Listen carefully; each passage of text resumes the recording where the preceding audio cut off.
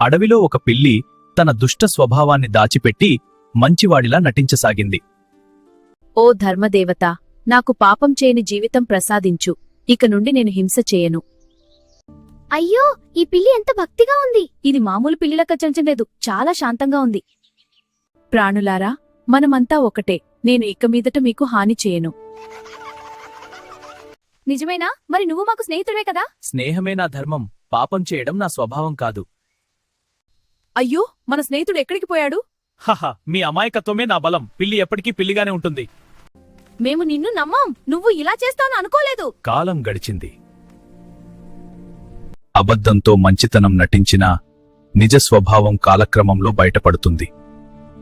ఒకనాడు పక్షులన్నీ ఆహారం కోసం వెళ్లిపోయిన తరువాత దాని పేరుకి బహుజిత్తుల మారి. దాని పేరు దీర్ఘకర్ణుడు, బహుజిత్తుల మారి.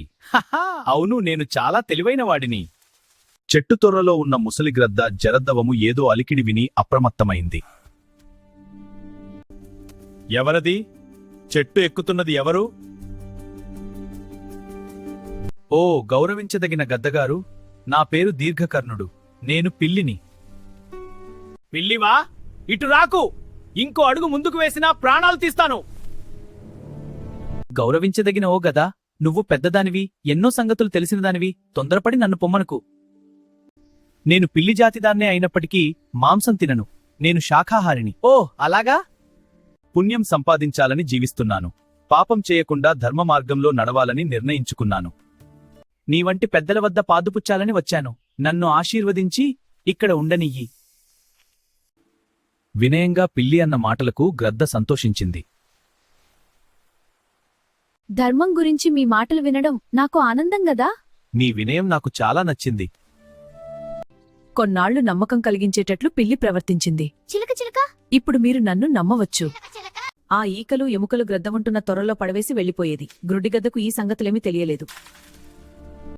మన పిల్లలు మాయమైపోతున్నాయి. మనం ఏం చేయాలి? మనం వెతకాలి. రోజురోజుకీ తమ పిల్లలు మాయమైపోతుండడం చూసి పక్షులు ఎంతో బాధపడ్డాయి. గద్దా, ఎందుకని మీ పిల్లలు కనిపించడం లేదు? నాకు ఏమీ తెలియదు. అప్పుడు పక్షులు ఆ గ్రద్ద తొర్ర వెతికాయి. దానిలో ఈతలు ఎముక ముక్కలు ఉండడం చూసి గ్రద్దపై కోపగించాయి. ఇవి ఏమిటి? ఇది ఎవరి పని? నా పని కాదు, ఇది గ్రద్దనే చేసింది. అబ్బబ్బా, అది నేను కాదు.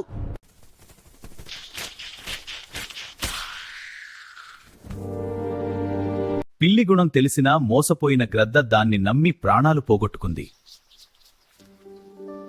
కొత్తవారిని వెంటనే నమ్మకూడదు. వారి దోషాలు బాగా తెలుసుకొని స్నేహం చెయ్యాలి. మంచి మిత్రులను సంపాదించుకోవడం ఎంత కష్టమో ఆ స్నేహాన్ని ఎక్కువ కాలం నిలుపుకోవడం అంతే కష్టం. ఇవి పంచతంత్రంలోని మొదటి భాగమైన మిత్రలాభంలోని కథా విశేషాలు. మంచి స్నేహితుల వల్ల ఎప్పుడూ మేలే జరుగుతుంది అని విష్ణు శర్మ మిత్రలాభంలో వివరించాడు.